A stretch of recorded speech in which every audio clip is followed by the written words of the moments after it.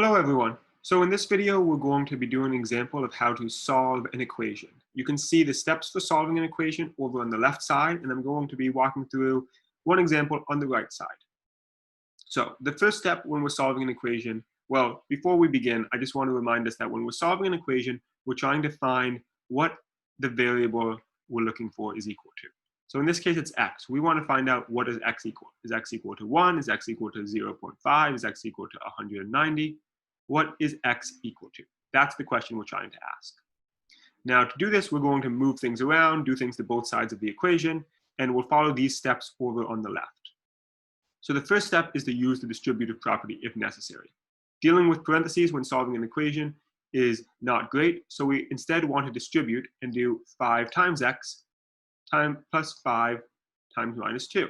So we'll do 5 times x, which is, of course, just 5x, and then 5 times minus 2, which is minus 10. So that is the same thing. These expressions are equal. 5 times x minus 2 is the same as 5x minus 10, but this second way is easier to work with. This is still equal to 3x minus 7 plus x. Now, one thing I like to do when I'm solving an equation is I do like to draw a line right down the middle, just so I remember that this is the equal line. So basically, whatever we do on one side of the line, we have to do on the other side of the line, because the expression over here has to always be equal to the expression over here. So now we've got 5x minus 10 and 3x minus 7 plus x. We're going to move on to step 2, since we've done step 1, and talk about, can we combine like terms on the same side? So let's look at the left side first. We have 5x minus 10. Is there any way to combine these two? And the answer is no, there isn't. Not unless we know what x is. So we don't know what x is. This is a variable. This is a constant. We can't combine them. We can't just do 5 minus 10. We can't do anything else. It's 5x minus 10. They're not like terms. Over on the right side, however, we do have some like terms. We've got a 3x, minus 7, and a plus x. We have two variable terms, the 3x and the x, and one constant, minus 7. We can't combine the minus 7 with either of the variables, but we can combine 3x plus x.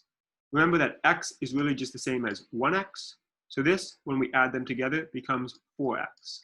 And of course, we can't work with the 7, so we'll just leave that as minus 7. So now we've got 5x minus 10 equals 4x minus 7. And we've combined like terms on both sides. Now, remember that we're trying to get the x away from both sides. So we're trying to figure out what the x is. We have an x on both sides. We want to get rid of the x on one side. So to do that, I'll go ahead and subtract 4x from the right side in order to cancel out the 4x here. Now, if I do something on this side of the equation, of course, I have to do it on this side as well. So we'll do minus 4x there. These are going to get canceled. We'll be left with just negative 7. And we have 5x minus 4x, which is, of course, equal to 1x, or just x if you prefer, minus 10. Now, we still want to get this x all by itself. So we have 1x minus 10. We need to cancel out this minus 10. So we'll do the inverse operation, which is plus 10. If we do something on this side, we have to do it on the other side. So we'll do plus 10 over here as well. Negative 7 plus 10. You can check this on a calculator, but it's equal to positive 3. This is getting canceled out, and we're left with 1x. So now we've done the inverse operation on both sides, and we're left with just identifying how the coefficient is attached to the variable. We have 1 times x. This is really just the same as x, but if we had a bigger number here, it's always, we need to divide by this number. So if this was, for example, 3x, we would divide by that. In this case, we just need to divide by 1. Dividing by 1 is the same as doing nothing, so we just have x equals 3. Now you've got your answer. You can go ahead and box it. And there you go. You've solved this equation. Now, once you've solved an equation, you may be worried, did I do this correct? So we're going to go ahead and review how you could check your work. I'm going to erase all of this, but if you're doing this In real life, of course, you shouldn't erase your work. You should just get a new piece of paper to check it. So to check our work, we're going to substitute in x equals 3 wherever there is an x in the original equation. So we have 5 times x, which is now, of course, 3. I'm going to do that with a different color, 3.